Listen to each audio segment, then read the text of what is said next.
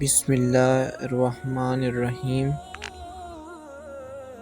حضرت ابو ہریرہ رضی اللہ تعالیٰ عنہ سے روایت ہے کہ رسول صلی اللہ علیہ وآلہ وسلم نے فرمایا، 7 قسم کے لوگ ایسے ہیں جن کو اللہ تعالیٰ قیامت کے دن سایہ مہیا فرمائے گا، جس دن اللہ تعالیٰ کے سائے کے علاوہ کوئی اور سایہ نہیں ہوگا۔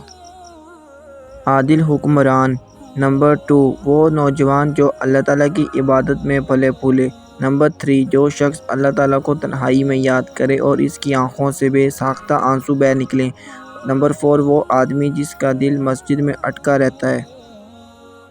نمبر 5، وہ 2 شخص جو ایک دوسرے سے اللہ تعالیٰ کی خاطر محبت کریں۔ نمبر 6، وہ شخص جسے کوئی خوب روح اور معزز عورت برائی کی دعوت دے اور وہ کہہ دے کہ میں اللہ تعالیٰ سے ڈرتا ہوں۔